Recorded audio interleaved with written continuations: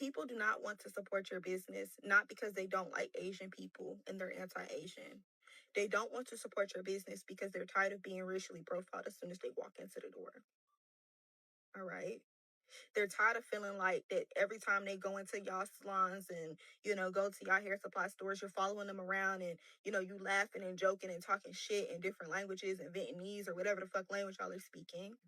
They don't feel welcome. That's why they don't want to support your business. Truth They Avoid TV, hidden in plain sight. This is crazy. Oh, yeah. I did it I hadn't been there that long, but I came up here the other day and stood across the street and got some shots. This is crazy. Awesome. Like, how bold could you be? I know. You wouldn't think it. It's like I didn't even see it. I saw somebody else out here standing up here looking at it. And I was walking down that sidewalk over there. I was like, it's like premeditated because it's like we just got the verdict from the Cyrus, the Cyrus Carmet Hilton. There's no way you could have done that. And that there, you guys, is the prime reason why we need to stand firm in what it is we're doing when it comes to these Asian businesses that are within our communities. This type of shit right here. They don't care. They don't care. They're only in an uproar right now. It's because they see that their shit is about to blow up. They see the money coming out of their community left and right. They can see it happening. They know that they are too dependent on the black dollar for their businesses to thrive, for their businesses to sustain. That's why they're so outraged with knowing that we are doing a ban of their businesses. Because it's not even a boycott. We're not even doing boycott no more. So let's take boycott out of our vocabulary right now. This is a ban. And a ban means we will be no longer engaging with any of their businesses that are within our communities. Any of them. This is the shit right here that tells us they could care less about anything that's going on in society surrounding their community.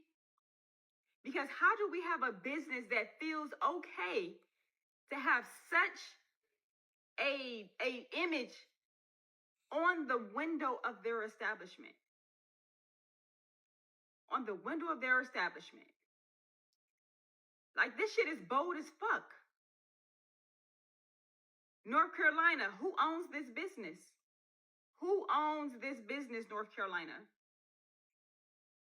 We need to know who owns this business. Drop it in the comments if you know who is the owner of this business. We need to have a conversation. We need to understand what was your intention with this? Because I don't want to hear no shit about it's a joke. It's a play on a movie. I think it's a play on Don't Be a Menace to Society, one of the parodies movies by the Wayans brothers. I believe that's where that comes from. Yeah, y'all don't get to play with us like that. None of y'all get to play with us like that. See, y'all gotten too comfortable. And we've allowed y'all to get too comfortable.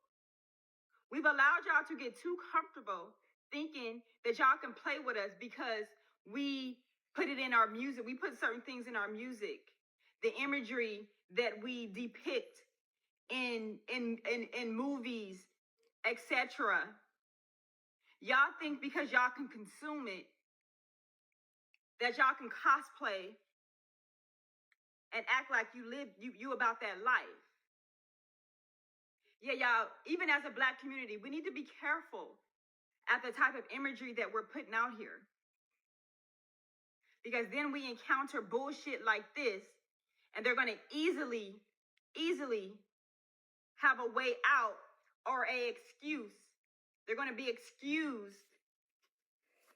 Their apology is going to be riddled with, I had a lapse in judgment.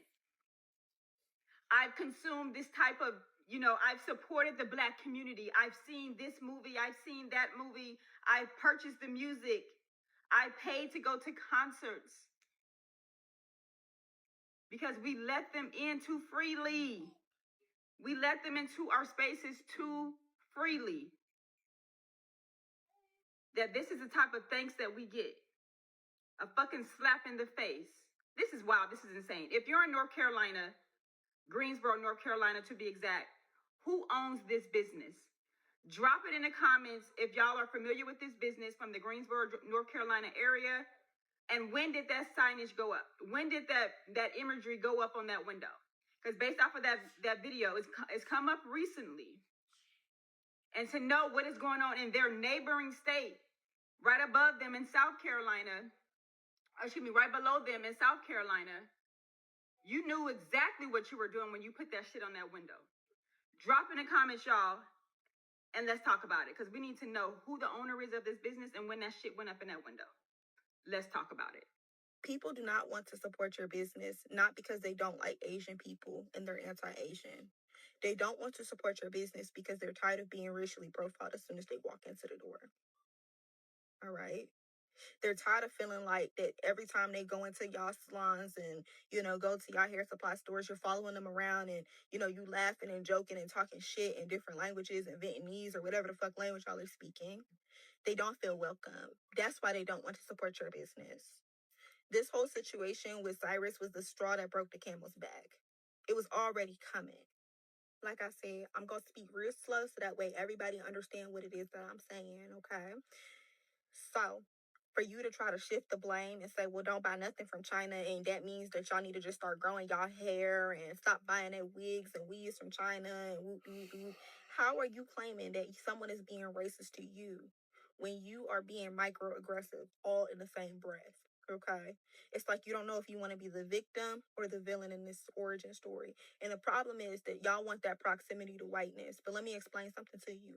Unless your skin is pale white and you are white, you will never be white. Okay, baby, they don't look at you as one of them. You are still a minority. You are still a person of color.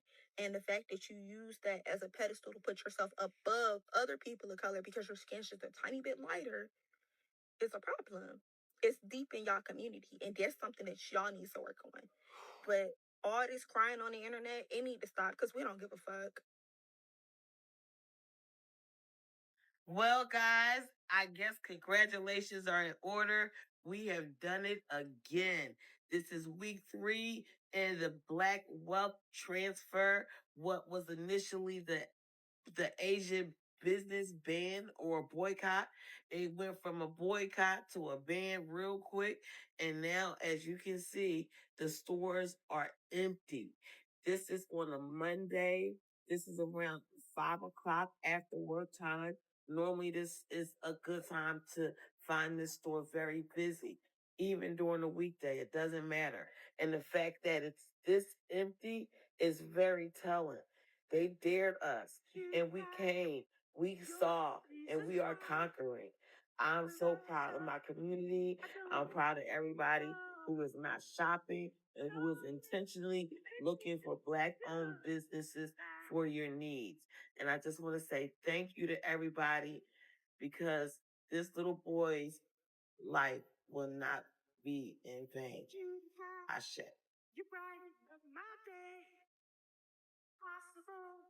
Black on black, black. Yeah. The business owner, like the Asian business owners, Chinese, Korean, I never know like which is which when I'm looking at them or talking to them. But they are in an uproar right now. They are so upset because it is said that their businesses are getting boycotted, that their parking lots are empty, based off of a not guilty verdict that's recently happened prior to this weekend. And there's a lot of people upset, and people are really upset at the Asian community. I have never ever seen an Asian go off before until today. I have never seen a Korean or a Chinese person go off and just go in so hard until I seen it today on TikTok. These people are pissed. Allegedly, one Asian came back and said that we actually need them, that we can't make it without their businesses. They said everything that we buy is made in China, made in Korea, and so on and so on. The guy basically said that we cannot make it without their products. But yet, I don't think that he completely lied. If you go into our stores, 90% of what's on those shelves in the store, made in China. The next time you go to Walmart, Target, or any of those stores, pick up one of those coffee cups. Look at the bottom of it, made in China. Your spoons, knife, and fork set. Turn it over and look at it. Made in China. The next time you go buy a blanket or something, look at the tag on the blanket. Made in China. So they are talking, bro, and these people are pissed because they feel like the boycott is really affecting their businesses. And if it's true, and some of the videos I seen on TikTok today is true, and they're not made up AI videos, it looks like that boycott is taking effect extremely fast. One lady pulled up to 3 of the nail salons, and every last one of them was empty, man. Now, I don't know if those nail salons open on Sunday. She could have been capping and pulled up on a day that they were closed, but it seems to me like those nail salons are open 7 days a week, man. But them Asians is starting to try to clap back, bro. Y'all better be careful. I ain't never seen an Asian go off like I seen today. It's getting crazy out here, y'all. If you're enjoying the content, think about subscribing. Like the video to set the truth free. And I needed it to be the Asian boycott. I've been seeing this a lot on my FYP, and I think it's important that I add my voice to it. First of all, I'm not boycotting anybody. The only people I would boycott is the English, because obviously my platform here is about the English, and they were the oppressors of everybody. Second of all, I'll say that I don't follow Elaine. There's a couple of things I've seen that she says that I don't agree with, so I'm not really connected on that way either. To understand where this is all coming from, this conversation between the South Asians and the Black, Caribbean, African communities, we need to go back a little bit. During the British Empire, the British and the English needed to install racial hierarchy to make sure that they were at the top at all times. And in that hierarchy, they made sure that Black African people were at the bottom, while Asians were above them.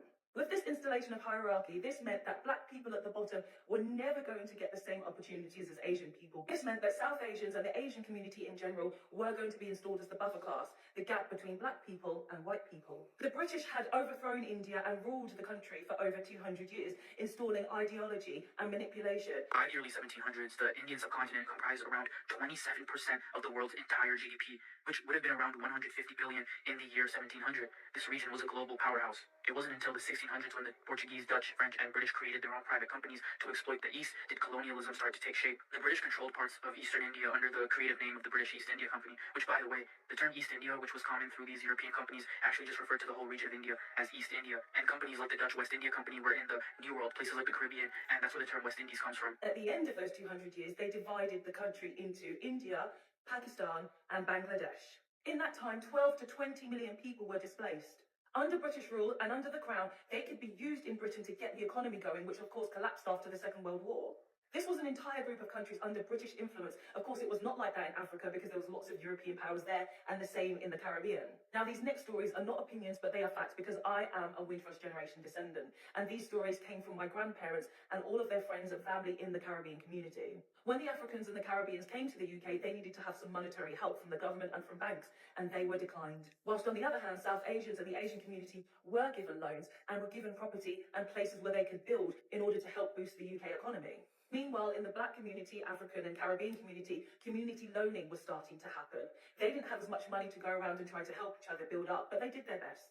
With that, after years of experience as a taxi driver, my granddad actually ended up owning his very, very own successful taxi company in North London. It became a huge staple in the community. They were helping old people keep track of their dentist appointments, doctor's appointments, and they were also going shopping with them to make sure that they always got what they needed. My granddad was one of the very few people that managed to achieve this, that he knew, because next door to him was an Asian shop, and then there was an Asian barber, and then there was an Asian pharmacy. So in that area, he was pretty much the only Black person who had a business. And again, as I said, there was no government help. It was just community funding and the fact that my granddad had some experience. During the 50s, 60s, 70s, 80s, and 90s, the Asian community suffered the most horrific racial abuse from white people. It was so bad and so racist that even a slur derived from it. During the same time, Black people were also experiencing the same treatment, but it was always downplayed because of the racial hierarchy that was installed in the UK. Racial violence. An angry crowd of youths chases a Negro into a greengrocer's shop, where police reinforcements are called out to check the riot. One of many that have broken out here in a few days. The injured victim, a Jamaican, is taken to safety. But the police have not been able to reach all the trouble spots so promptly. The most disturbing feature of the riots is the suspicion that not all the troublemakers are locals. Some of the gangs who break windows or throw bottles or burning torches have arrived by car.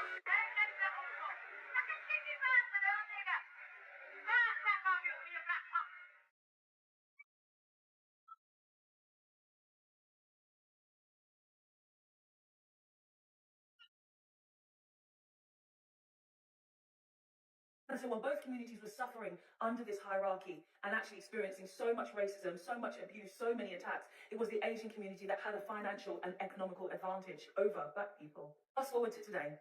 The South Asian community are thriving because of its government and financial backings that it had, while the black community continues to struggle because it didn't have any of those things. Both communities work exceptionally hard under a system that oppresses both communities, but there is always this advantage that the South Asians do have over black people. Elaine is the one singular black person that came up with this idea to boycott South Asian businesses.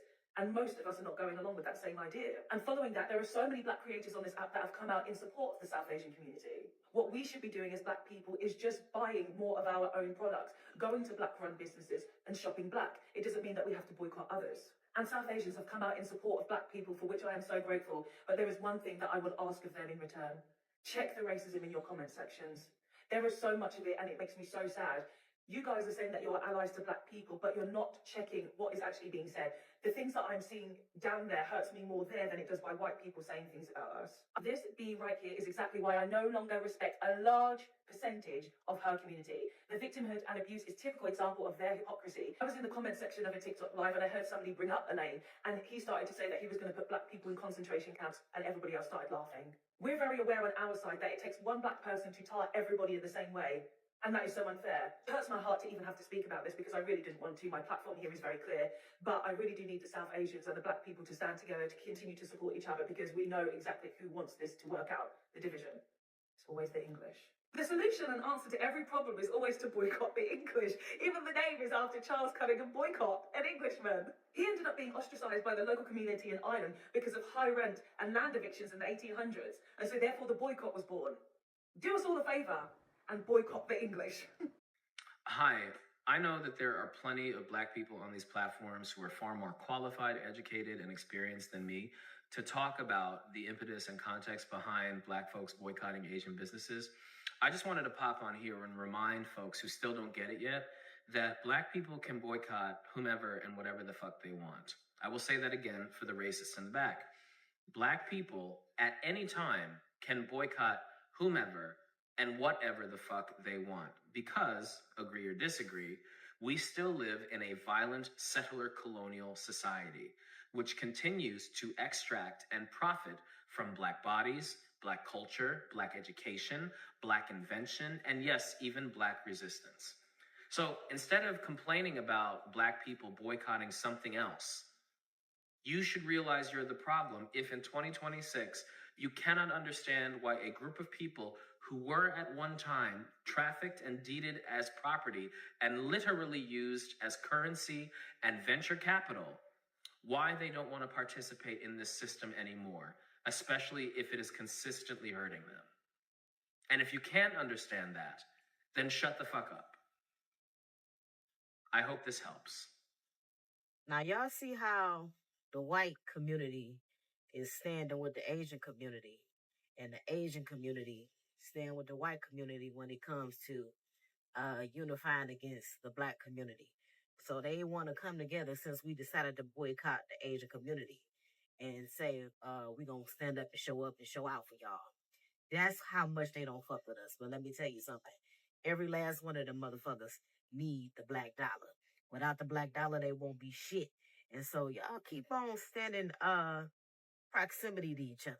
Y'all keep on standing together against the black community who y'all need so well, who y'all exploit so well. Yeah. And let's see how that work out for you. I love when the black community says, let's boycott Asian businesses. Please do. Here we We'll get rid go. of the Chinese takeout, the dry cleaners, the laundromats. Let's get rid of the liquor stores as well. Get rid of the Jordans you guys wear, the Nikes you wear, the shower caps, the Hondas, the Hyundais, all your car electricians, the electronics in your house, the Sony, the TV system, your sound system, the microphones that you guys use to rap and speak about awareness for the black culture and hip hop culture. That's made all in Asia. And here's another thing for you guys. You guys want us to leave the neighborhood so bad? Oh, Asian people are not neighborhoods? We're in white neighborhoods. We have our own Chinatown. We have our own Koreatown. You think we really need you guys to benefit off and make money? A lot of us do go to college as well. You're being outworked by immigrants who barely speak English. And you're not embarrassed? Go to the bank, start your own businesses, and deal with your own people. I want to see your own women get on their hands and knees and do pedicures and manicures and deal with nasty-ass attitudes, okay? This is crazy. Now, all of this is coming off of the non-guilty verdict from Rick Chow. At the end of the day, Rick Chow did need the Black community to set up shop here in the United States of America. He did need to come into our community in order to build an economic base for his family. We are talking about the ones that actually do come into our community and do usurp Black dollars, because it is absolutely happening. When Asian people first started migrating over here by the droves, they were not allowed into Black American neighborhoods. Into white American neighborhoods. Why do you think that when we look at of course it's like fiction, but it had like some, realistic historical context, the movie Sinners, you saw the Asian people where the Black people were communing with Black people? It's because we were the ones that accepted you all when you started migrating here en masse. Now you feel like because you got a leg up that you are a model minority and you're above Black American people. And it is utterly disgusting to think, and stupid and diabolical to think, that you are the only demographic of people that own manufacturing companies. There's manufacturing companies in the United States of America. There's manufacturing companies in India. There's manufacturing companies in Europe. There's manufacturing companies in goddamn Africa. Yes, we know that you guys do things cheaper for pennies on a dollar, but you're not the end all be all when it comes to getting products, goods and services. Your Chinese restaurant, he contradicted himself, because all of the things that he described were things that they set up in our neighborhoods to thrive and to make a way for themselves here in the United States of America. You all have been incentivized to come and set up shop in our community, we know. But without being able to do that initially, you would not have been able to even build as much as you've been able to in the United States of America. We don't need you to cook us cats and dogs at these Chinese restaurants. We actually need to stop shopping and eating there. We do not need you to do our nails and our toes. There are many Black nail techs that are actually way more talented than the Asian ones. And we do get, better service when we go to our own people. So you talking about, oh, yes, please boycott. Don't use the dry cleaning. First of all, the first person that invented the dry cleaning was a Black man. So without that invention, you wouldn't even be able to have a dry cleaning business. Y'all come into our neighborhoods and set up shop and then get mad when we're literally simply just saying, treat us like a human being. Don't racially profile us. Don't kill our fucking kids when they come into the store because you are assuming that they're shoplifting.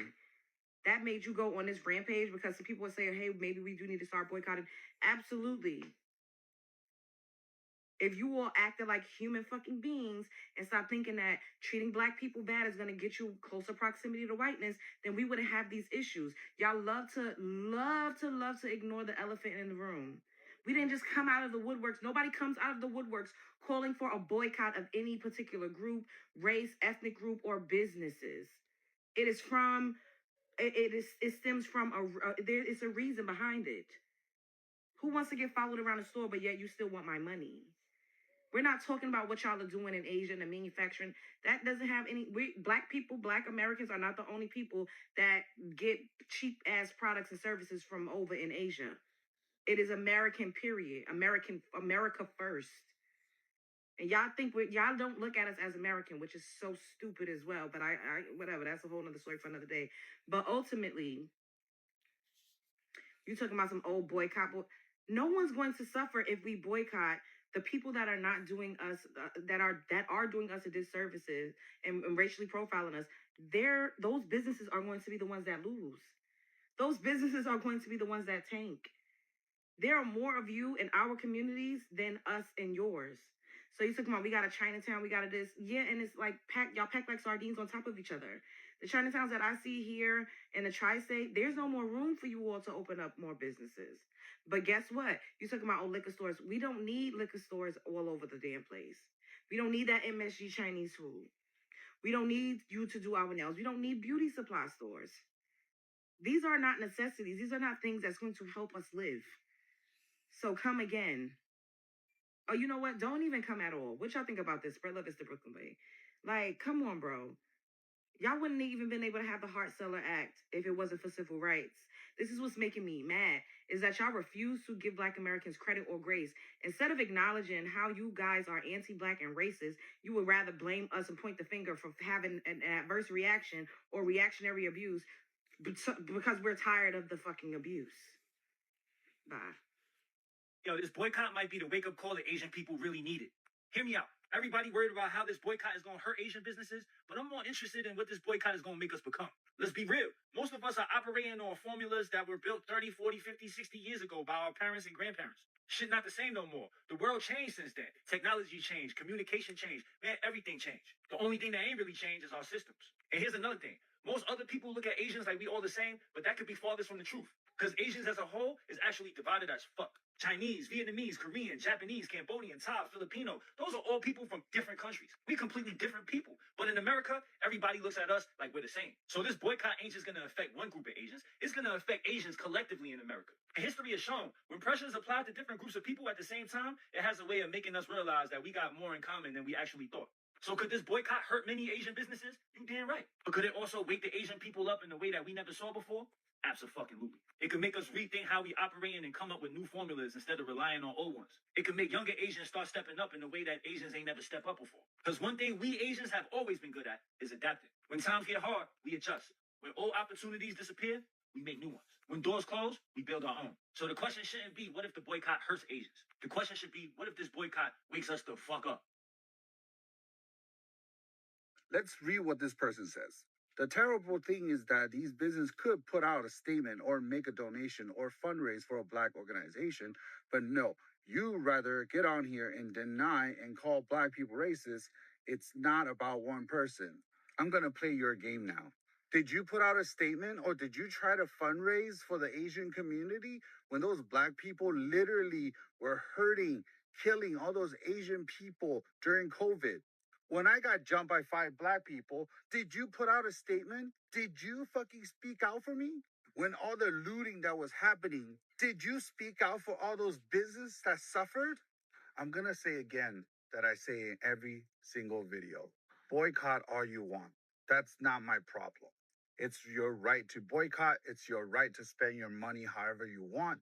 Just don't hurt innocent businesses that has nothing to do with it just because it's owned by Asians. I cannot be any more clear than this. I want to be your enemy. I understand you guys are upset and you want to boycott Asian-run businesses. Totally fair. I do acknowledge that many Asian people could be racist. And I condemn all races, regardless their ethnicities. Racism should not be accepted or tolerated. But not all of us are racist. I don't think I'm racist. I mean, I try not to be. I don't think I'm racist. I'm just Asian. I don't think it's fair that we all are punished because of one guy.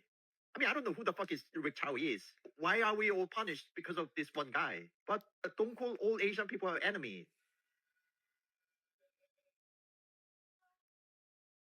Stop trying to play victim. Now you see how black people feel firsthand. Okay, you are the oppressor. I am the oppressed. Meaning is that I have no say so. The judicial system don't work for someone who look like me. I don't have the privilege because you know why? You are you and I am me. So when you think about the oppressor, is that you could get on here and speak how you're not racist and how you don't want your business to be afflicted by this because why? You still have an advantage in this world to where black people do not have it. And now you get to see firsthand how black people group into categories. Every black woman that's loud and boisterous like myself doesn't make me a mad black woman. Every man that you see with dreads doesn't make that man a criminal. You have to understand what black people go through every day. So now you want to get on here and justify how you're not a racist and how you don't think you're a racist and how other people may be something that you're not. It's bullshit. Stop it, please. Only thing I ask, instead of you trying to hooray to make sure your business don't take this hit, go out there and march with the black people. Maybe people will still patronize you. That's what you need to do. Sorry, not sorry. If you made it to the end, like, subscribe, and keep the truth train going.